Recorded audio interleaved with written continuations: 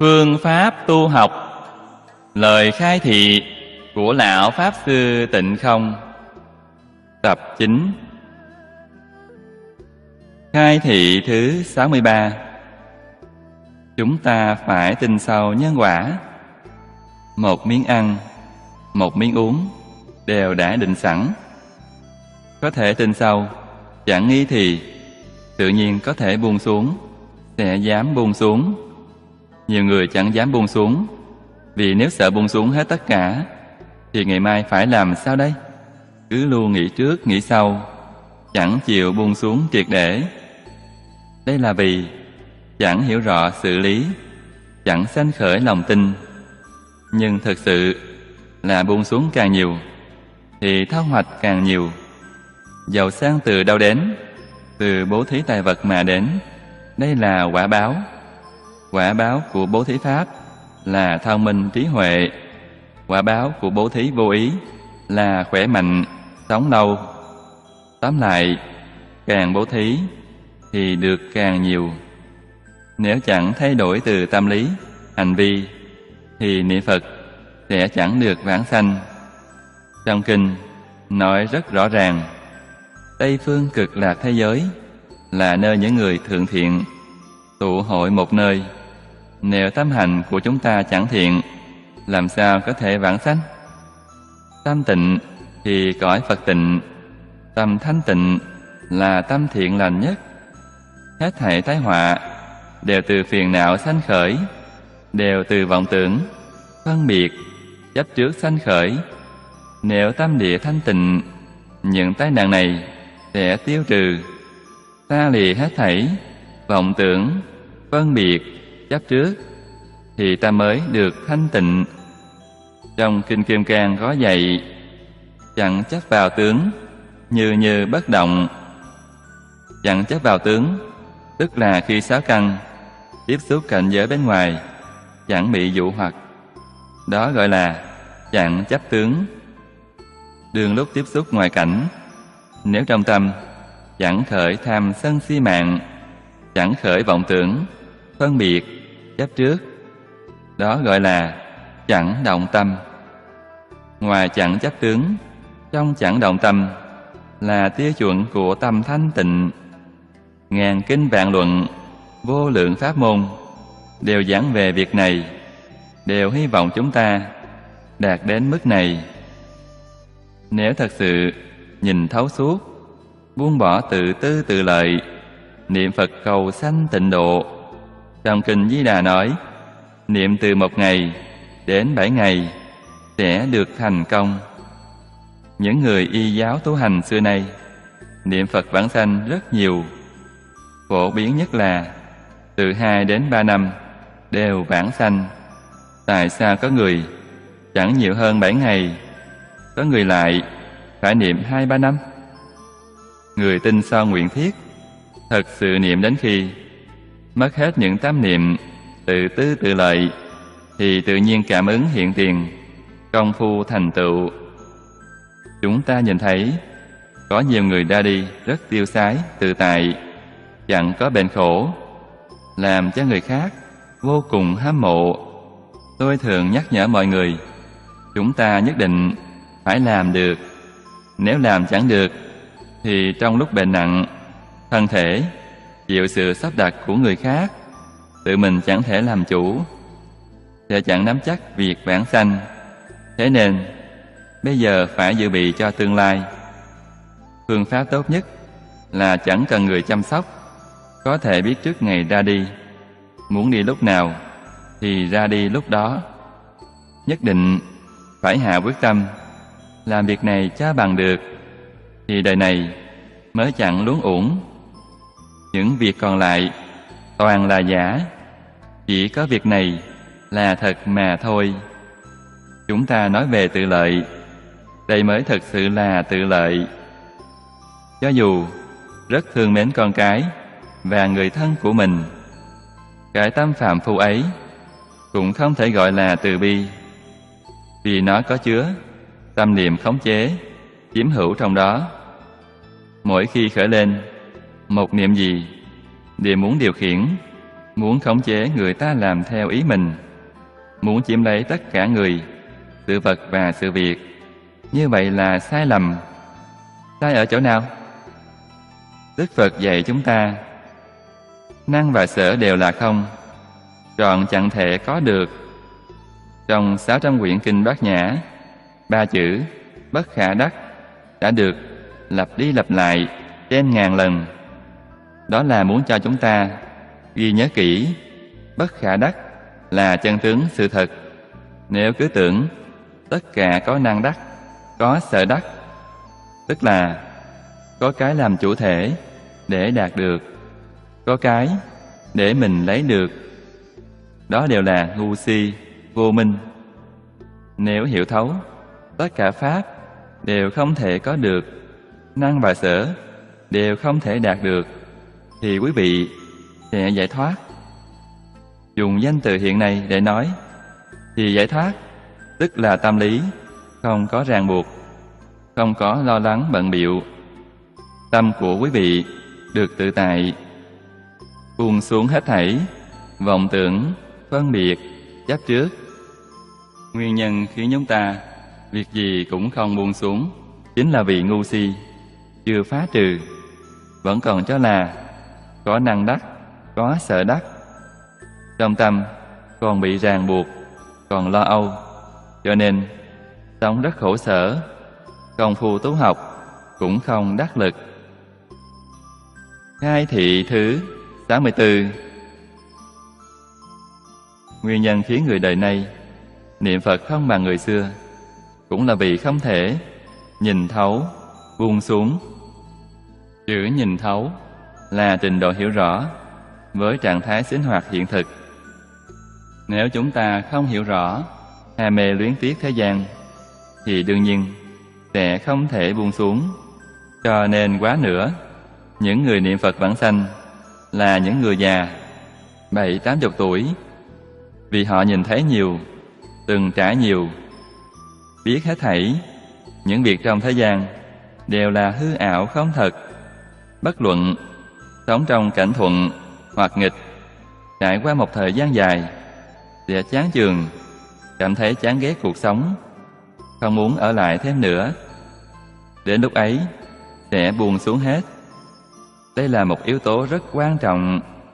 Nếu cảm thấy thế gian này vẫn còn đẹp, vẫn còn muốn sống thêm vài năm nữa, thậm chí muốn sống thêm vài chục năm nữa, vài trăm năm nữa, họ không thể buông xả, không buông xuống, thì công phu làm sao có thể đắc lực cho được. Phật Pháp nói đến chuyện giác ngộ, tức là giác ngộ việc này. Khai thị thứ 65. Có một vị đồng tu học Phật chưa bao lâu, nhìn thấy những người đã tu lâu năm, niệm Phật mấy chục năm cũng chưa vãng sanh, hỏi họ có nắm chắc mình sẽ vãng sanh hay không. Họ lắc đầu. Cho nên vị đồng tu sơ học này mới thắc mắc và hỏi lão hòa thượng. Mỗi ngày niệm Phật tại niệm Phật đường, thậm chí mỗi ngày niệm Phật suốt 24 tiếng đồng hồ, người như vậy có thể vãng sanh hay không? Lão hòa thượng trả lời, tôi không thể nói người đó không vãng sanh, tôi cũng không thể nói người đó có thể vãng sanh. Nguyên nhân là gì? Vì vãng sanh cần phải có hai điều kiện. Điều kiện thứ nhất là lòng tin phải chân thật, tâm nguyện phải thiết tha, đó gọi là chân tín thiết nguyện. Điều kiện thứ hai là buông xuống vạn duyên.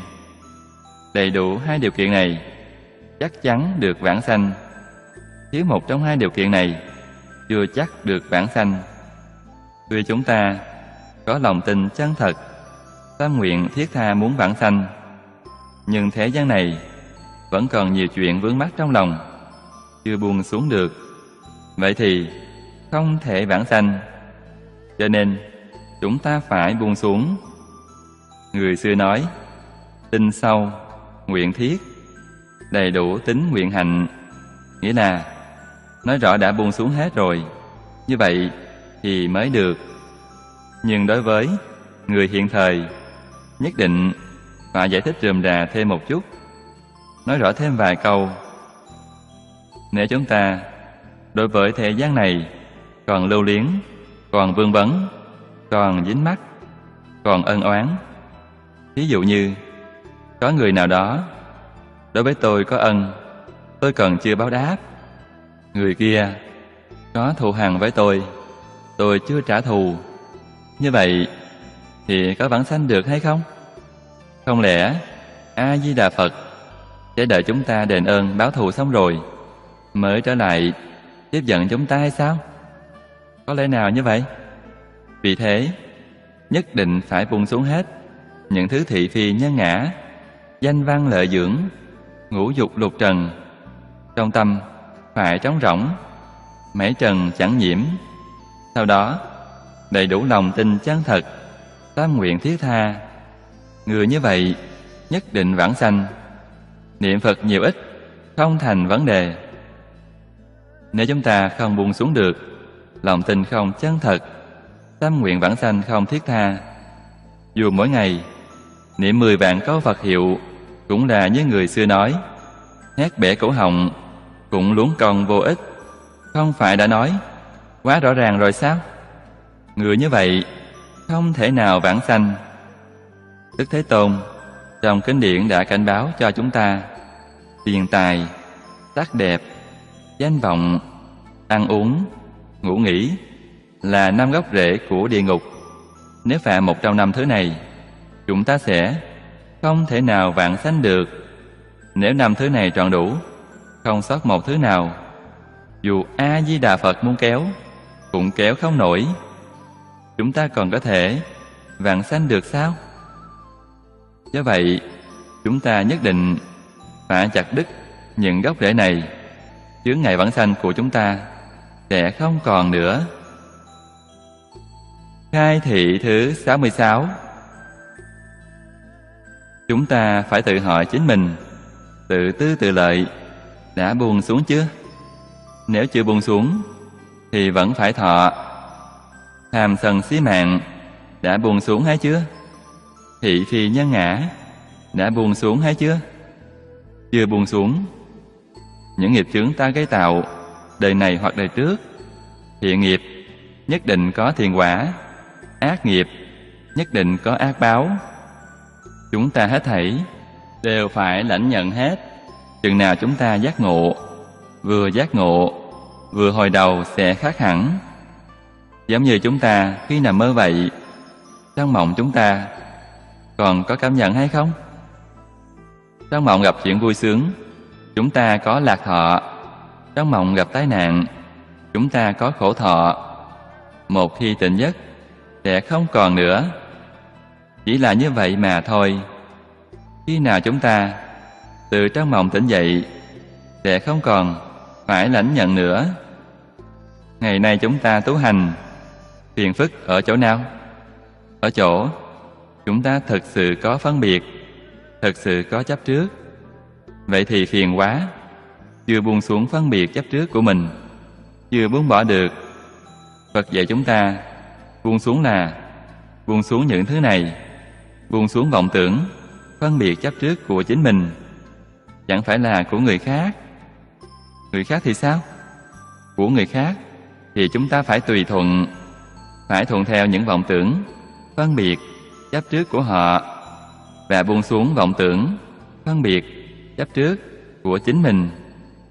Trong sự tùy thuận đó, công đức đã thành tựu.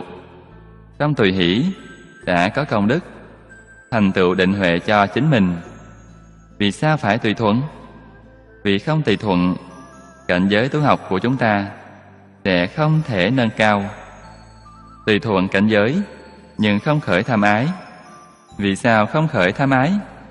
Chính mình không còn vọng tưởng, phân biệt, chấp trước.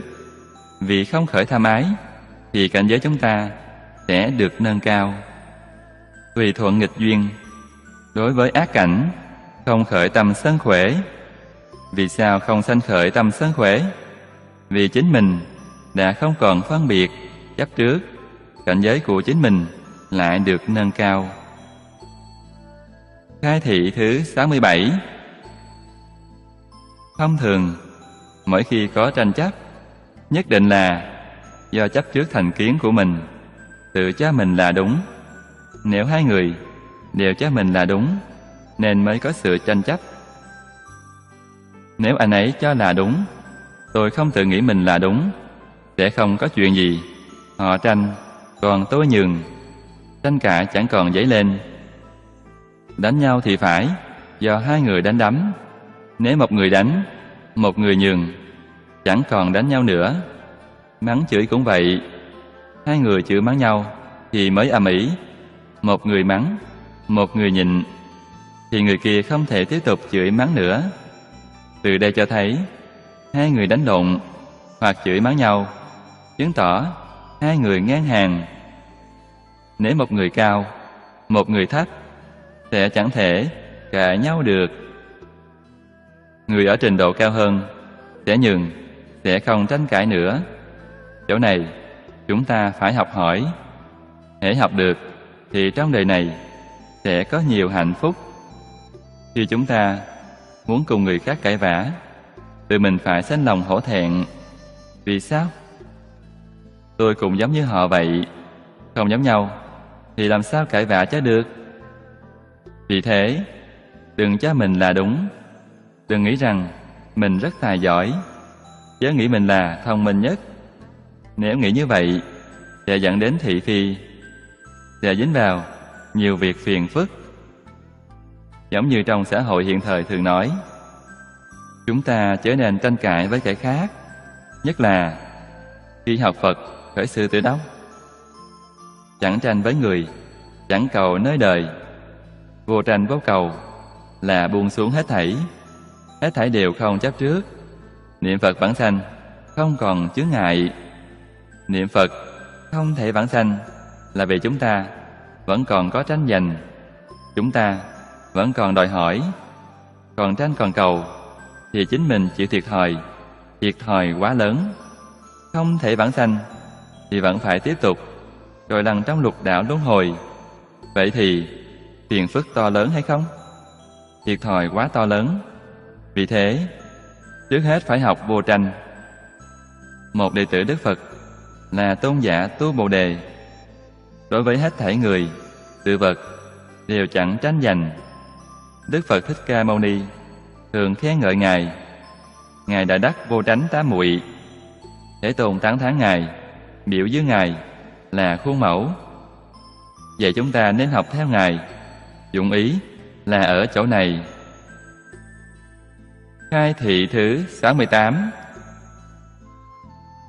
Chữ trực nghĩa là gặp được, có duyên gặp được Phật. Phật ở đâu? Phật ở mọi lúc mọi nơi. Vậy tại sao chúng ta không nhìn thấy? Chúng ta không có thiện căn, không có nguyện lực. Nếu có đại thiện căn, đại nguyện lực, sẽ nhìn thấy. Gặp được Phật mới có thể thân cận Phật. Còn không gặp Phật thì làm sao thân cận được? Người mới học Phật, thiện căn nguyện lực chưa đủ. Biện pháp duy nhất chính là hành trì theo kinh giáo. Trong kinh Đại Thừa, Đức Phật dạy, nơi nào có kinh điển là nơi đó có Phật. Chúng ta mở quyển kinh là đối diện với chư Phật Như Lai. Như vậy, chúng ta xem sẽ hiểu kinh. Mở quyển kinh ra mà không có cảm ứng với Phật, thì dù đọc tụng nhiều cũng không thể nhìn thấy Phật. Không thấu triệt nghĩa chân thật của Như Lai thì không thể nhìn thấy Ngài. Ấn Quang Đại Sư thường nói, 1 phần thành kính được 1 phần lợi ích, 10 phần thành kính được 10 phần lợi ích. Nếu không có tâm thành kính, dù có mở quyển kinh cũng không nhìn thấy Phật. Nếu có 10 phần chân thành thì kinh vừa mở ra là Đức Phật liền hiện tiền. Một niệm tương ưng, một niệm Phật, niệm niệm tương ưng, niệm niệm Phật. Niệm đến khi thâm nhập vào trong tâm chân thành, phải được như vậy. Tâm chân thành chính là Phật. Tâm chân thành của chúng ta với tâm chân thành của Như Lai là tâm và tâm tương ứng, hợp lại thành một. Như vậy mới thấy Phật. Thế gian tu phước báo, không gì vượt qua được cúng dường chư Phật. Trong Kinh Giáo Đại Thừa thường ví dụ là dùng thất bảo trong đại thiên thế giới để cúng dường cũng không sánh bằng pháp cúng dường. Như thế nào gọi là pháp cúng dường? Y giáo phụng hành gọi là pháp cúng dường. Trong kinh Phật dạy như thế nào thì chúng ta nên hành trì đúng như vậy, hết lòng tin tưởng, thật sự nghe hiểu và chuyên tâm hành trì. Đây chính là cúng dường chư Phật. Cúng dường Phật có cần hương hoa vật phẩm chăng? Không cần thiết. Thường cho rằng chúng ta cúng dường hương hoa vật phẩm, Đức Phật sẽ rất hoan hỷ. Như vậy là sai. Cúng dường thức ăn, Đức Phật có dùng hay không? Không có. Chư vị nên biết, những thứ này là tượng trưng lòng thành kính của chúng ta đối với Phật. Phật như thế nào? Phật là như bất động. Đức Phật thích chúng ta làm điều gì? Ngài thích chúng ta hành trì theo giáo huấn. Chúng ta thật sự tu thiện căn, không tham, không sân, không si, thật sự đang tu lục độ ba la mật. Đức Phật thích điều này. Vì sao? Quý vị nỗ lực như vậy chính là ngày ngày đang thân cận Phật. Nếu chỉ cúng dường những thứ trên hình thức này, còn trong tâm vẫn tham sân si mạng, vẫn là tự tư tự lợi, vẫn so đo tính toán, thị phi nhân ngã, như vậy trên thực tế cự ly giữa chúng ta và Phật ngày càng xa cách. Đức Phật đối với chúng ta cũng không còn cách nào khác. Ta đã đi ngược lại với Phật, thuận theo giáo huấn của Phật, tức là chúng ta và Phật đi cùng một hướng. Ngày này đơn giản nhất, thù thắng nhất, pháp môn ví diệu, không gì qua niệm Phật. Điều này tôi đã nói rất nhiều. Trong tâm chúng ta chỉ có Đức Phật của mình. Ngoài Đức Phật của mình ra, còn tất cả đều buông bỏ hết. Thử hỏi, nếu Đức Phật ở ngay trước mắt chúng ta và bây giờ tiếp dẫn chúng ta về thế giới Tây Phương Cực Lạc, khi đó chúng ta có ý niệm gì?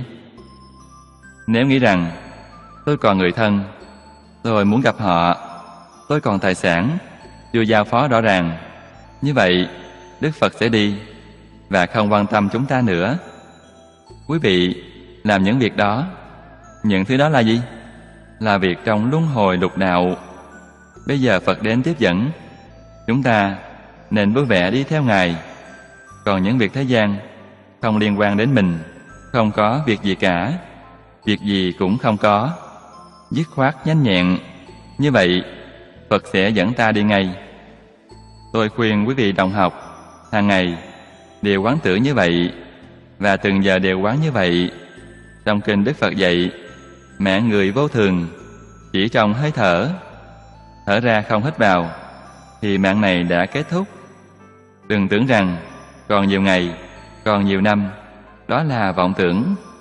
Người quán tưởng như vậy là người có cảnh giác cao, đó là trí huệ chân thật, lợi lạc chân thật, cảnh giác cao độ. Mỗi niệm đều đầy đủ điều kiện vãng sanh, thiện căn, phước đức, nhân duyên. Thật là đa thiện căn, đa phước đức. Phước đức là buông bỏ được, thiện căn là nhìn thấu suốt, thật sự rõ ràng minh bạch và thật sự buông bỏ. Một câu Phật hiệu đầy đủ vô lượng vô biên công đức, không có gì thù thắng hơn công đức đó. Công đức này không bao giờ cùng tận. Chư Phật Như Lai cũng nói không hết, huống gì là phàm phu. Đoạn dưới là nói về hạ hóa chúng sanh, lợi lạc hữu tình. Chúng ta đọc qua kinh văn một lần. Khai thị thứ 69. Chân thành đến mức độ nào? Đến tột cùng, gọi là chí thành cảm thông. Chí thành chính là chân thành đến cùng tột. Chân thành này là phải thật hành trì. Hành trì bằng cách nào? Phương pháp rất nhiều, có 8.400.000 pháp môn. Tịnh Độ Tông rất vi diệu. Vì sao? Bởi nó đơn giản dễ dàng. Chỉ cần chí thành, chân thật, niệm một câu A Di Đà Phật Mặc dù suốt đời chưa từng nghe qua kinh giáo, chưa từng xem kinh, bây giờ có người mới giảng bộ kinh này, chắc chắn quý vị sẽ giảng tốt hơn tôi. Vì sao? Quý vị được Đức Phật gia trì. Những điều quý vị nói chính là Đức Phật nói. Ngài gia trì chúng ta. Chế tâm nhất xứ, vô sự bất biện là vậy. Những điều này quý vị không chịu tin tưởng, nhất định có hoài nghi, nên không thể thành công. Nếu thật tin tưởng, không có hoài nghi, là thật sự hành trì, đến lúc đó nó sẽ thông suốt. Thông thường người có thiện căn là sao? Đối với các pháp trong thế, xuất thế gian, không tham, không sân, không si, ba thiện căn này thêm tinh tấn vào. Tinh tấn là thiện căn của Bồ Tát. Quý vị xem, đối với pháp trong thế xuất thế gian, không tham, không sân, không si, thâm nhập một môn, huân tu lâu dài, tinh tấn không giải đãi, đầy đủ điều kiện này, ít nhất 5-3 năm thì cảm ứng sẽ hiện tiền và sẽ thông đạt. Nhiều thì 8 đến 10 năm. Có chỗ nào khó chăng? Không có chỗ nào khó cả. Tất cả đều ở chỗ chân thành cảm thông, chế tâm nhất xứ. Đức Phật nói, không có gì làm không được. Chế tâm nhất xứ, ý nghĩa tương đồng với Bồ Tát Đại Thế Chí, nói là đồ nhiếp lục căn. Vì sao?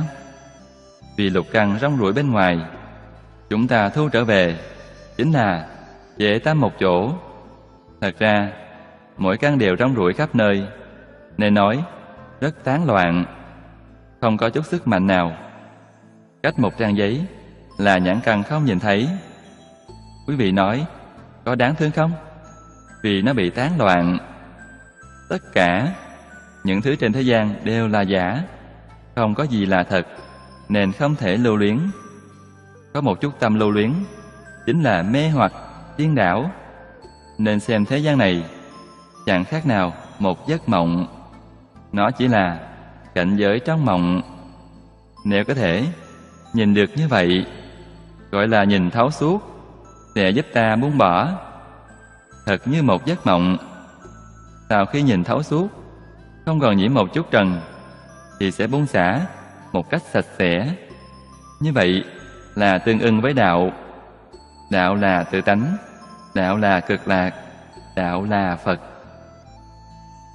Khai thị thứ 70. Ở đây chúng ta có thể thấy công đức thù thắng của nhân quả báo ứng. Bồ Tát tu bố thí, mục đích là đoạn phiền não, đoạn tham sân si mạng nghi. Bố thí chính là xả bỏ, chính là buông bỏ. Mục đích là như vậy. Đức Phật dạy người thế gian học bố thí. Khi học bố thí, nếu không có quả báo, họ sẽ không chịu làm. Nên Bồ Tát dạy họ đều là dùng lời chân thật. Đức Phật chắc chắn không vọng ngữ. Ngài dạy chúng ta bố thí thì sẽ được giàu có sung túc. Nhất định phải biết tài chính là quả. Có quả tất có nhân. Nhân là gì? Nhân là tu bố thí tài. Càng bố thí càng được nhiều, càng nhiều thì càng phải bố thí. Nhất định không nên tham tài. Bồ Tát tu tài bố thí là đem tài đó, ý niệm tham tài đó đều buông bỏ.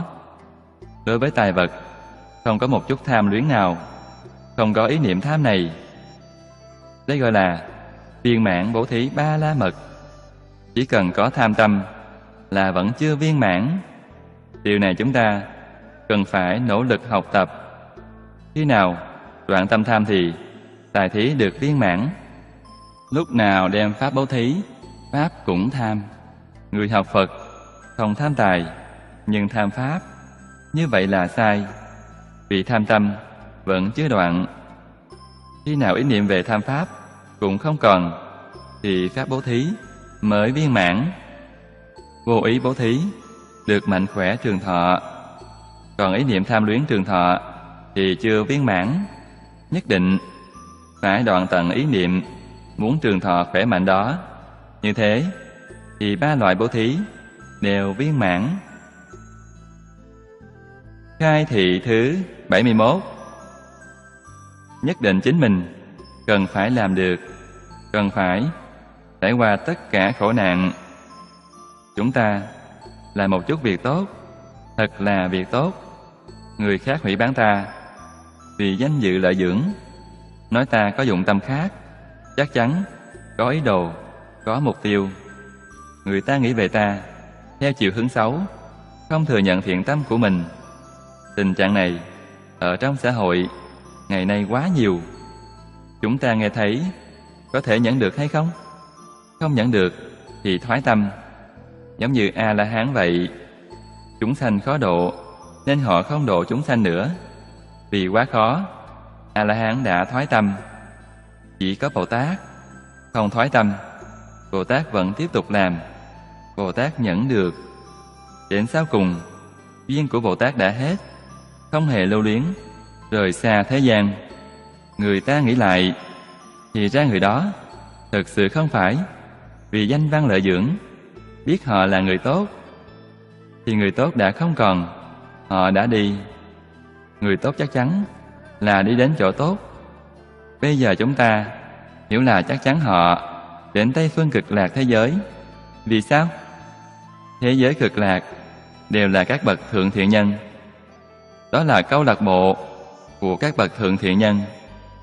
Nếu chúng ta muốn vãng sanh thế giới Tây Phương Cực Lạc, không phải thượng thiện nhân, làm sao đi được?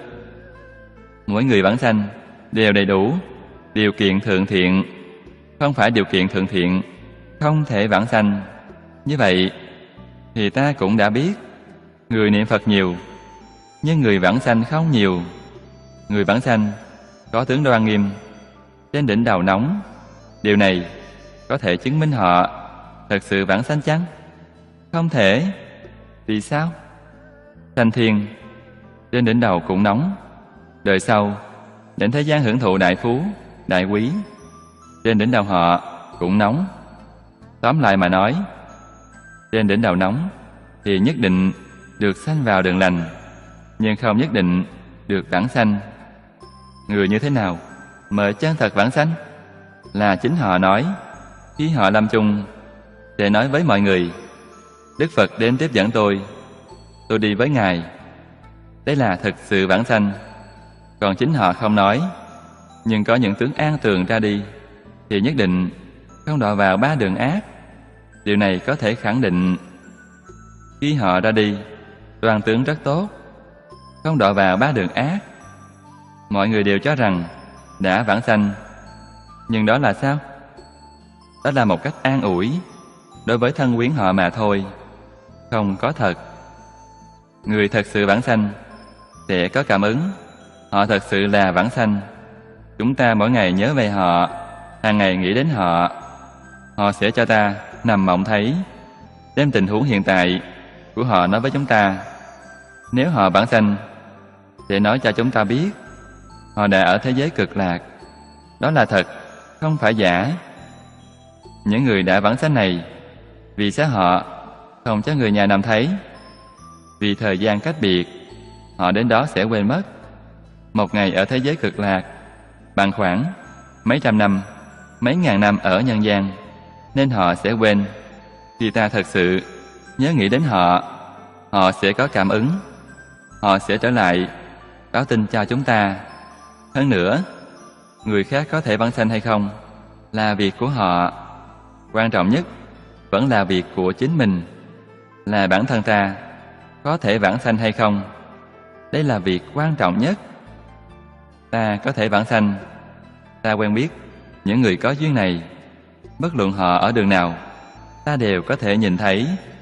Bất luận ở đường nào, ta đều có thể nghe thấy. Vì sao? Bởi không có chướng ngại, chúng ta đã được tự tại. Khi nào nhân duyên đã thuần thục, chúng ta cũng rất rõ. Nhân duyên chưa thuần thục, tiếp xúc với họ cũng không lợi ích gì, chỉ thêm phiền phức cho họ, chứ không có lợi ích gì. Chỉ có thêm tình chấp, thêm phiền não. Nhưng nhân duyên thuần thục thì khác. Những điều ta nói họ đều tin. họ có thể tiếp thu và y giáo phụng hành. Nhân duyên thuần thục cũng có sâu có cạn, không phải một đời một kiếp có thể giúp họ thành tựu. Không phải như vậy. Có khi phải trải qua rất nhiều đời, giống như trẻ em đi học vậy. Học tiểu học, sau đó mới lên đến trung học, từ trung học lên đến đại học, từ đại học lên đến thạc sĩ, đến cuối cùng mới có thể chứng quả. Chư Phật Bồ Tát quan tâm đến chúng sanh từ đời này qua đời khác, liên tục không bỏ. Quý vị nghĩ xem, ân đức này lớn biết bao. Như người thế gian thì quên, thật sự là vong ân phụ nghĩa. Nhưng chư Phật Bồ Tát từ bi vô tận, chúng ta vong ân phụ nghĩa đối với các ngài, nhưng các ngài vẫn cứ quan tâm. Điều này rất khó. Khai thị thứ 72. Vì sao Ấn Quang Đại Sư nói rằng một phần chân thành được một phần lợi ích? Chân thành là chân tâm. Chân tâm hiểu được những điều chân tâm nói. Vọng tâm không hiểu được. Chân tâm thì hiểu được những điều vọng tâm nói. Nhưng những điều chân tâm nói thì vọng tâm không hiểu. Vọng tâm nói thì vọng tâm hiểu, nhưng chân tâm nói nó không hiểu. Nên phát tâm Bồ Đề quan trọng biết bao. Phát tâm Bồ Đề chính là dùng chân tâm, không dùng vọng tâm. Hơn 20 năm lại đây, chúng ta nói đến Bồ Đề tâm với người xưa không giống nhau. Thể của Bồ Đề tâm chúng ta nói là chân thành. Chân thành là thể của tâm Bồ Đề. Từ thọ dụng của tâm Bồ Đề là thanh tịnh bình đẳng giác. Tha thọ dụng của tâm Bồ Đề là đại từ đại bi, thể hiện ngay trong sinh hoạt hàng ngày. Nhìn thấu, buông bỏ, tự tại, tùy duyên, niệm Phật. Bồ Đề tâm sinh hoạt ở thế gian khẳng định là thái độ này. Nhìn thấu, buông bỏ là đối với người không tranh chấp, đối với thế gian vô cầu, tự tại tùy duyên, không chút miễn cưỡng. Đời này kiếp này quyết định niệm Phật, cầu sanh tịnh độ, thân cận A Di Đà Phật. Đại sự của chúng ta đã viên mãn. Chúng sanh trong 10 pháp giới cùng một phương hướng, cùng một con đường, cùng một mục tiêu. Thời kỳ mạt Pháp của Thế Tôn, tu học vô cùng khó khăn, khó thành tựu, nhưng tu rốt ráo, tu hành nhất định thành tựu. Cả ba căn phổ bị, lợi độn toàn thâu. Khi tôi mới học Phật, lần đầu tiên gặp Chương Gia Đại Sư, đã đưa ra vấn đề hỏi Ngài. Đại Sư nói với tôi là nhìn thấu, buông bỏ. Vì tôi nghiệp chướng sâu nặng, không giống như Ngài Huệ Năng. Giống Ngài Huệ Năng, không phải lập tức liền khai ngộ rồi sao? Nghiệp chướng nặng, nghe đến 2 câu này thì hình như hiểu, hình như không hiểu. Ngài thật sự không gạt tôi. Quý vị xem ngày đầu tiên, nhà Phật gọi là hiển bày tất cả, không có giữ lại điều gì, liền đem bí quyết nói với tôi. Trong 60 năm học Phật của chúng tôi, huân tập thời gian dài như vậy, đã hoàn toàn lãnh hội được. Đời này đại triệt đại ngộ chính là buông bỏ triệt để là khó, nhưng vãng sanh thế giới cực lạc thì có nắm chắc. Chỉ cần buông bỏ phân biệt chấp trước là được. Thế giới cực lạc ta đã có phần. Bởi đây là nòng cốt quan trọng nhất của Bồ Tát hạnh mà chúng ta làm được. Cổ nhân dạy rằng đọc thư thiên biến, kỳ nghĩa tự kiến. Chúng ta đọc tụng, lắng nghe chắc chắn không đến 1000 lần. 1000 lần cũng không gọi là nhiều. Điều này trong Phật Pháp gọi là thuần tu lâu ngày, chính là nói ý này. Điều thứ nhất, trong lục độ là bố thí. Trong kinh văn nói rất rõ, thường lấy bố thí. Bố thí có 3 loại: tài bố thí, pháp bố thí, vô úy bố thí. Tài bố thí được của cải. Của cải có thể nuôi dưỡng thân mạng của chúng ta, cũng chính là lợi ích về mặt vật chất. Pháp bố thí được trí huệ. Trí huệ có thể nuôi dưỡng pháp thân huệ mạng của chúng ta, để chúng ta minh tâm kiến tánh. Nói cách khác, đây là lợi ích về mặt tinh thần. Vô ý bố thí là thiện pháp, là việc tốt. Đối xử với tất cả chúng sanh, khi họ đau khổ, tận tâm tận lực giúp đỡ họ, khiến họ không sợ hãi, bình an vượt qua khó khăn. Như vậy gọi là bố thí vô ý. Đặc biệt có người trước lúc lâm chung, khi đang chịu đựng sự hành hạ của bệnh khổ, chúng ta có thể giúp đỡ họ để bệnh khổ của họ được giảm nhẹ, khiến họ cảm thấy an vui, cảm thấy an ủi, cảm thấy có người quan tâm, nên họ không còn sợ hãi. Cách bố thí này rất quan trọng, gọi là bố thí vô úy. Ba việc này chính là quả báo, ba quả báo. Người thế gian ai cũng hy vọng đạt được. Hy vọng thì hy vọng, nhưng chưa chắc có thể đạt được. Đây là cầu bất đắc khổ trong bát khổ.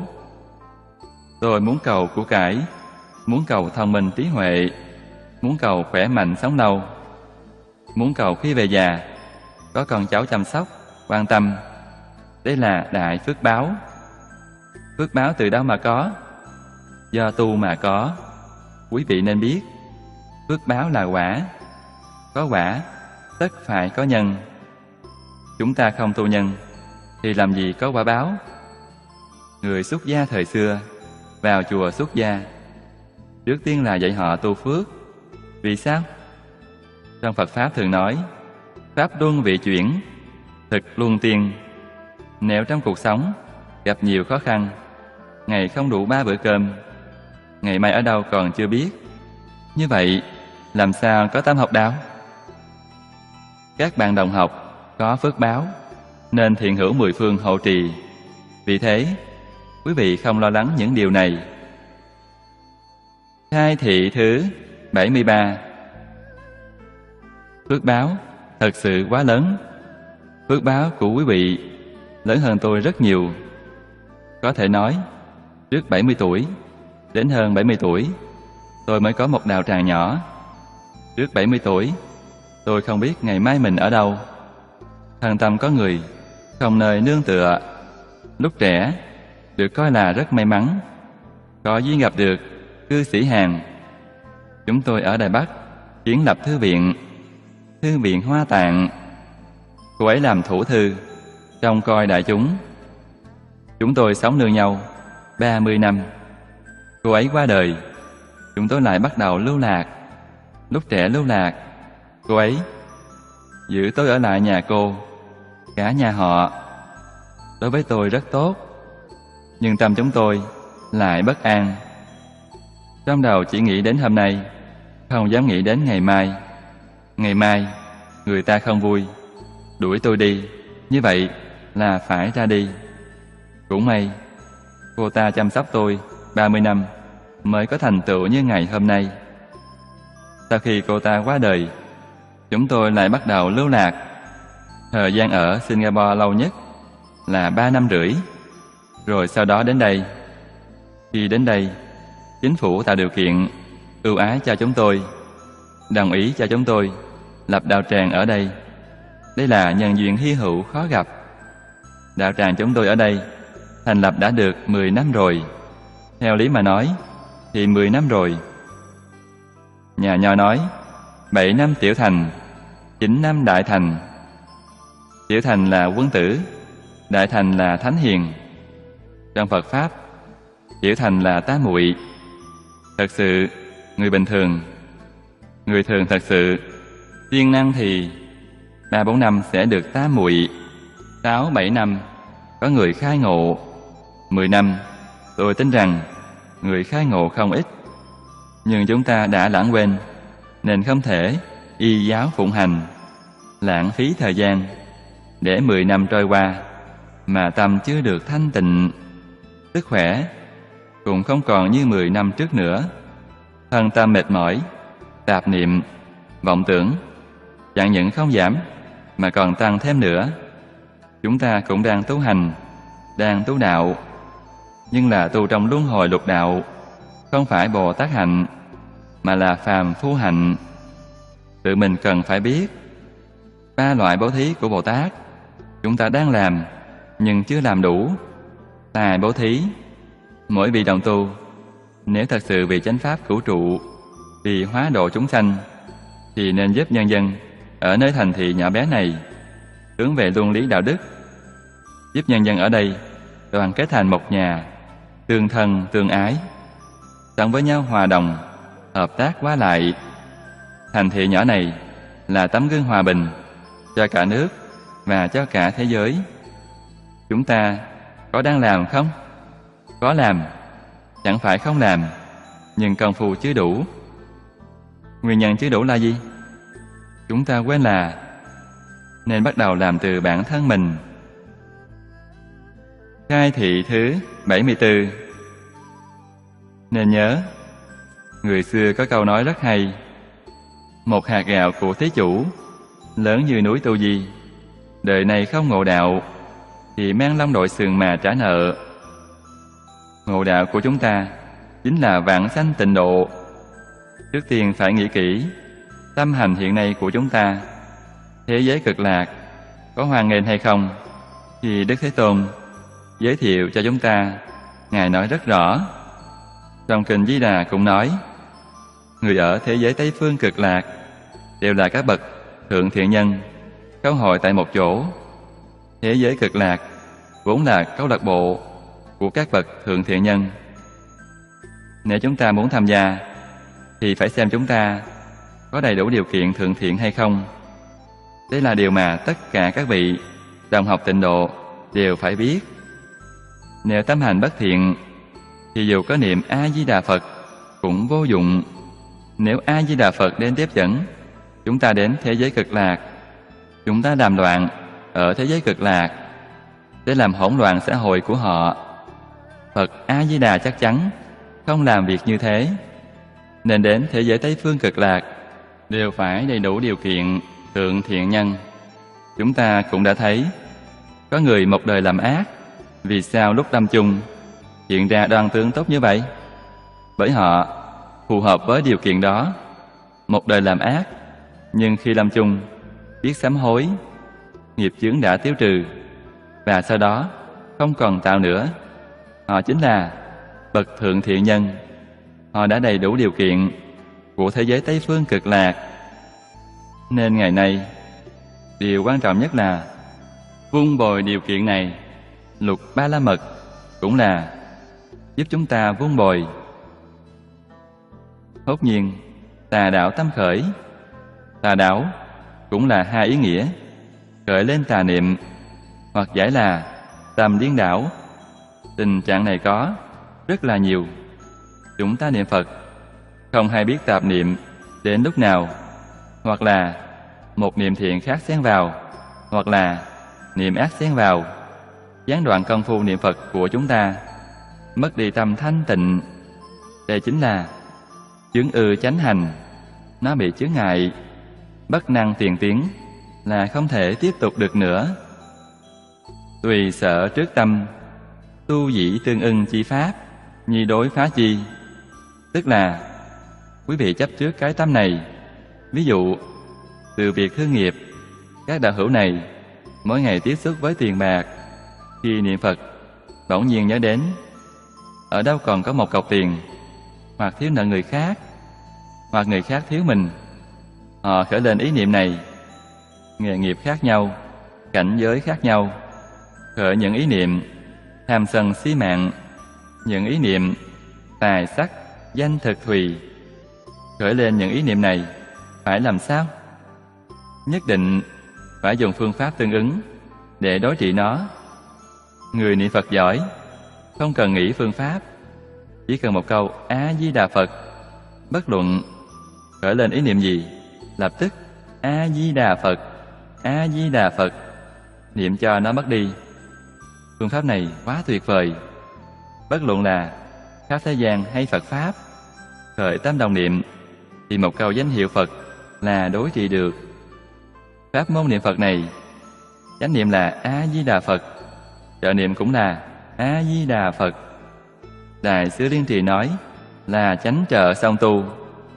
8.400.000 pháp môn đều có chánh trợ song tu. Pháp môn niệm Phật, chánh tu là A-di-đà Phật, trợ tu cũng là A-di-đà Phật. Một câu A-di-đà Phật niệm đến cùng, không cần nghĩ phương pháp nào khác để đối trị, không tìm phiền toái. Phương pháp này rất tốt.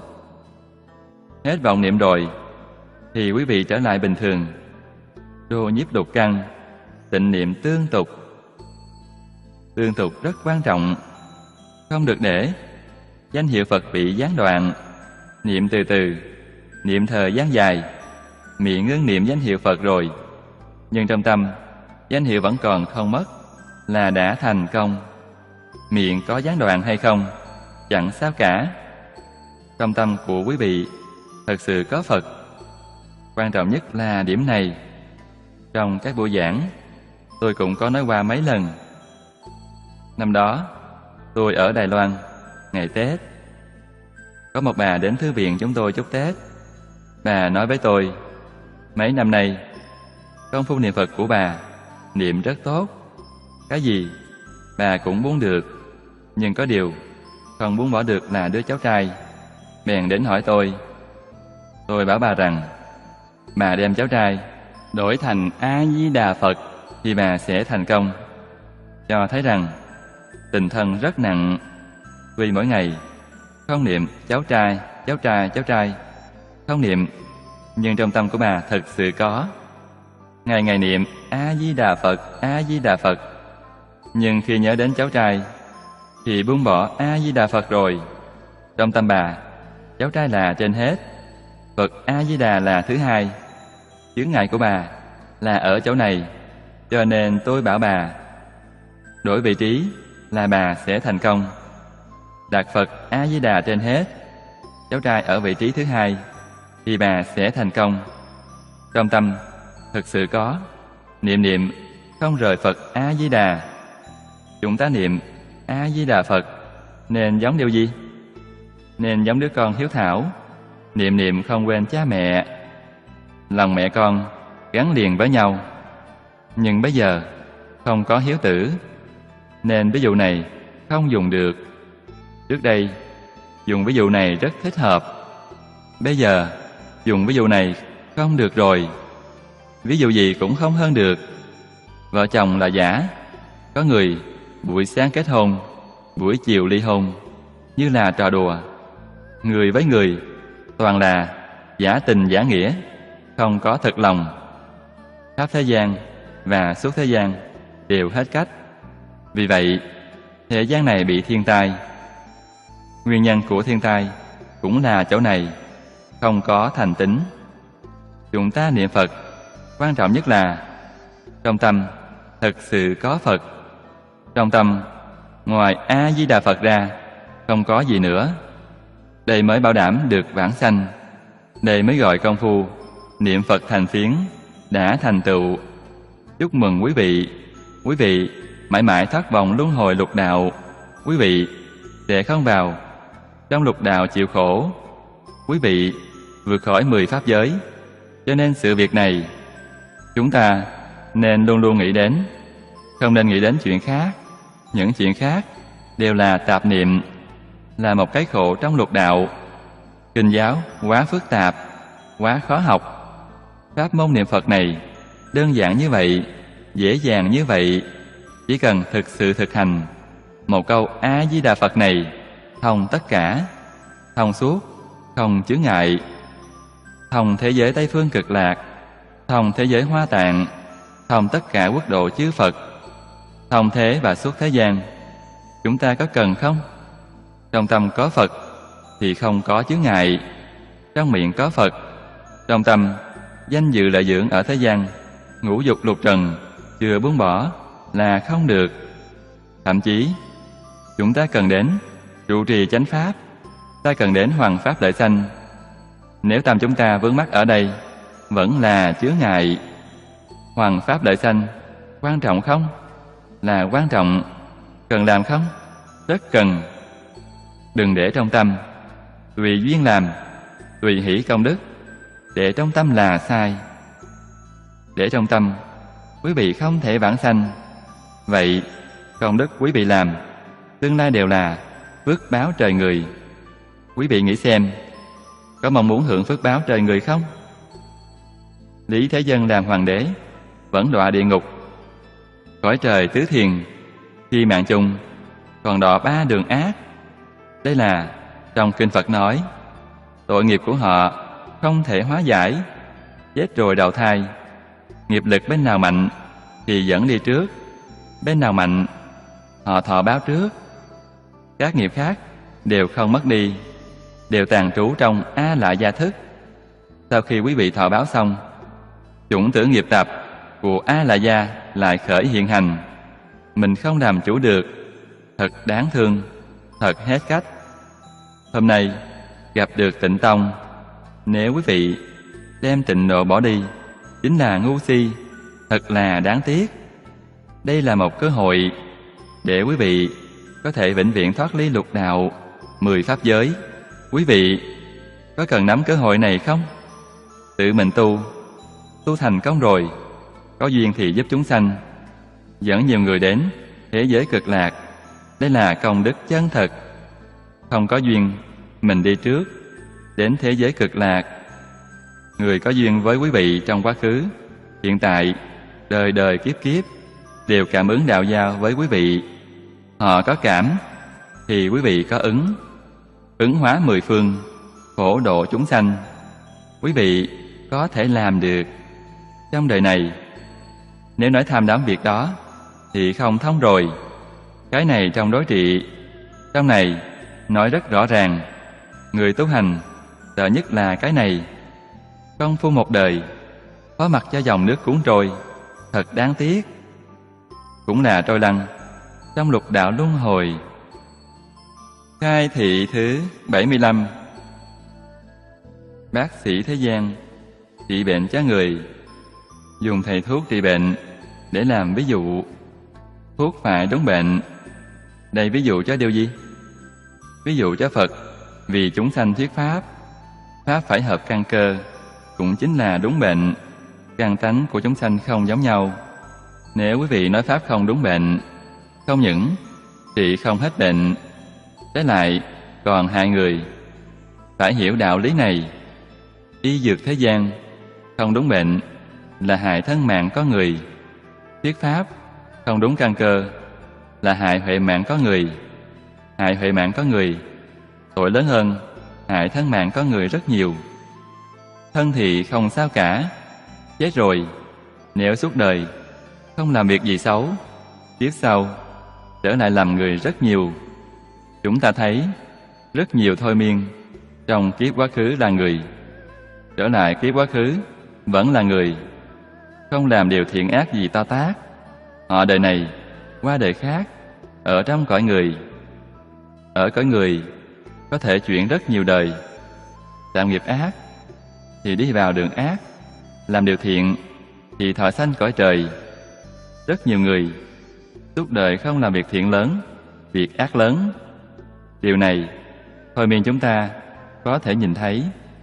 Cho nên người được thân người dễ hơn, nhưng cơ hội được thân người nghe được Phật Pháp rất khó. Thế giới hiện nay 65 ức nhân khẩu, có được bao nhiêu người nghe được Phật Pháp? Quý vị nghĩ xem, như vậy là đã quá khó rồi. Cũng là vô cùng trân quý, cơ duyên của chúng ta. Thật là không dễ. Thân người là khó, nghe Phật Pháp lại càng khó hơn.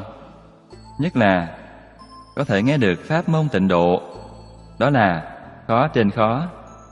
Bởi vì nghe Tịnh Độ, đời này quý vị có thể thoát khỏi luân hồi, có khả năng này. Quý vị không nghe được Tịnh Độ, nghe được các pháp môn khác, tu tốt cũng biến thành phước báo cõi trời. Kiếp sau sanh lên cõi trời, chứng quả thì không chắc chắn lắm. Điều này chúng ta có thể tưởng tượng được. Quý vị nghĩ xem, bản thân chúng ta có thể làm được sao? Đây chỉ là buông bỏ bộ phận chấp trước mà thôi, không hoàn toàn buông bỏ. Thông thường nói, buông bỏ khoảng 1/3 là không dễ. Cho nên hôm nay không dùng pháp môn niệm Phật, không nương vào 48 nguyện tiếp dẫn của Phật A-di-đà, không có 48 nguyện giá trị, chỉ dựa vào mỗi người tu hành muốn chứng quả thật sự khó. Khai thị thứ 76. Nhưng quý vị phải biết, tất cả hãy dựa vào chính mình. Phật Bồ Tát gia trì quý vị nghĩa là thế nào? Phật Bồ Tát dạy dỗ quý vị tức là gia trì. Ngày nay Phật Bồ Tát không còn trên thế gian, kinh điển lưu lại. Đối với chúng ta, kinh điển là giá trị. Chúng ta đọc rồi, hiểu rõ đạo lý, hiểu rõ phương pháp. Cảnh giới cũng nói đến rồi, đường thì hãy tự mình đi. Nếu quý vị không thực sự làm, cũng bằng nghe suông, cũng bằng không nghe. Nếu không thể đem phương pháp, lý luận của kinh giáo thực hiện trong đời sống sinh hoạt hàng ngày của chính mình, thì kinh này chỉ là đọc suông. Cho nên có người đọc kinh rất linh, có người đọc kinh không linh. Nguyên nhân ở đâu? Là do không thành tâm. Người nào đọc linh? Là người đọc kinh và họ thực hành theo kinh đó, làm được rồi. Họ có lực bên trong, họ có công phu, họ có lực. Ngày nay chúng ta nói họ có năng lượng. Người không có năng lượng, không có công phu, họ đọc kinh không có lợi ích gì. Thậm chí đọc kinh để cầu điều gì? Họ cầu thăng quan, phát tài. Sai rồi, sai hoàn toàn. Đem Phật Bồ Tát ra làm tham quan ố lại. Ở trước Phật Bồ Tát cầu nguyện, các ngài xem con tụng kinh niệm Phật, cầu thăng quan phát tài. Phát tài rồi, con đến tạ lễ, con có được 1 ức, con đến 1 vạn đến cúng dường ngài. Đây không phải là hối lộ sao? Tâm thái như vậy đối với Phật Bồ Tát xếp vào tội gì? Tội địa ngục. Hoàn toàn làm sai. Thật sự không biết Phật là gì. Tên Phật giống như quỷ thần. Người tin Phật, tôi thấy 99% người đều như vậy. Người chân thật hiểu được thế nào gọi là Phật, kinh Phật là gì, thật sự rất ít, rất ít. Bởi vì ít thì họ hiếm có. Hiếm có thì cảm thấy rất đáng quý. Ngày nay chân thành phát tâm nghiên cứu tu hành bằng pháp lợi sanh, chẳng có vị Phật nào không hộ trì quý vị, chẳng có vị Bồ Tát nào không ủng hộ quý vị. Đây đều là sự thật. Vì sao vậy? Bởi vì quá ít.